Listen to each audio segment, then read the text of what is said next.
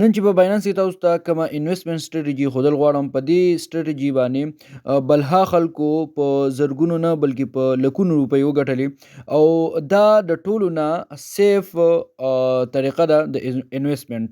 یعنی په دې کې د لاس چانس ډیر زیات کم وي، او ګټې چې کم چانس دی هغه ډیر زیات سیوا وي.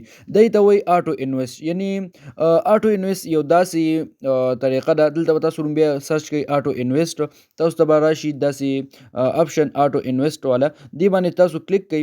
نو په دې کې به تاسو یو پلان ځان له جوړ کړئ. آټو انویسټ داسې یو سیز دی، داسې یو طریقه ده چې په دې کې به اتوماتیکلی چې کوم پلان تاسو جوړ کو، نو هغه به اتوماتیکلی هغه شانته انویسټمنټ پس تاسو کیږي. ټیک شوله.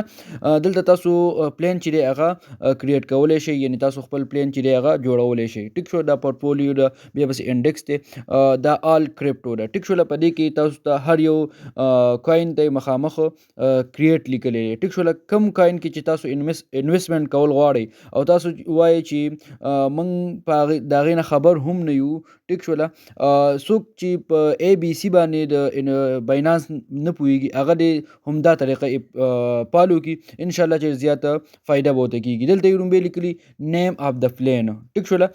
دلته به تاسو د آپشنل دی، ټیک شوله، تاسو ورکولی شئ ما وله بي ان بي نوم ورکړو. ټیک ده.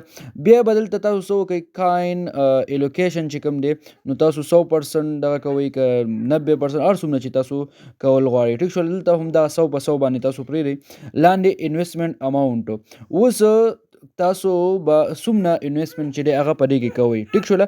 مطلب فرام 0.1 یو اس ډي ټي، یعنی تاسو 0.1 یو اس ډي ټي چې دی هغه انویسټ کولی شئ.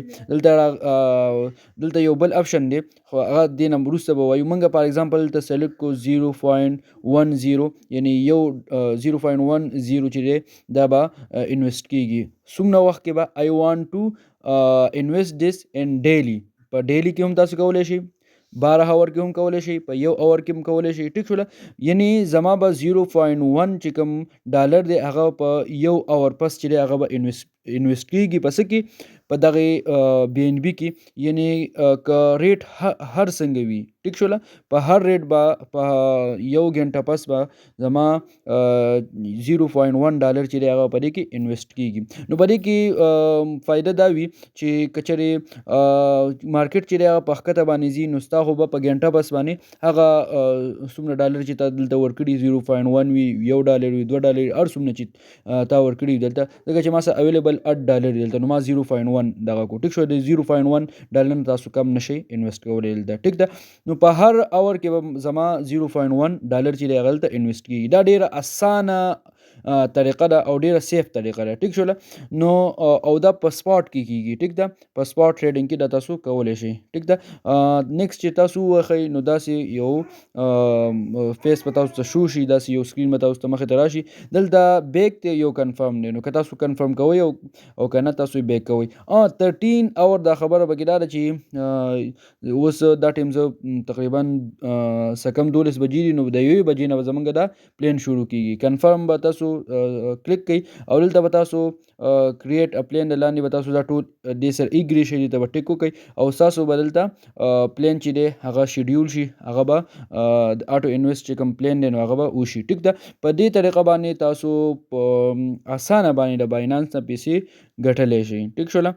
دلته تاسو ته په نظر باندې راځي بی ان بی او اماونټ پر اور 0.1، یعنی په هر غنټه پس به زما 0.1 یو اس ډي ټي په بی ان بی کاین کې دا انویسټ کیږي. ټیک شوله. څومره یو اس ډي ټي چې ما سره دي 8 یو اس ډي ټي که هر څومره دي، غنټه په غنټه به دا انویسټ کیږي، او چې کله دا ختم شي نو دا پلان به زموږ سټاپ شي. دا تاسو کینسل کولی هم شئ. ټیک شوله. دلته لاندې آپشن دی ریمو، نو تاسو چې دا ریمو وخئ نو دا به څه شي، دا به ختم شي. ټیک ده.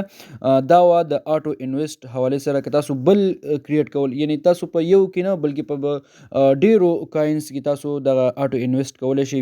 په بیټ کوین کې کولی شئ، ایتیریم په داسې اے سی ټي کې، په سولانا کې. ټیک شوله. بلها موږ سره کاینز دي، په دغه کې تاسو کولی شئ دلته سرچ کوئ، سولانا کې کوئ، په بی ان بی کې کوئ، په هر یو سیز کې تاسو، په هر یو کاین کې تاسو آټو انویسټ کولی شئ، او دا ډیره سیف طریقه ده د انویسټمنټ.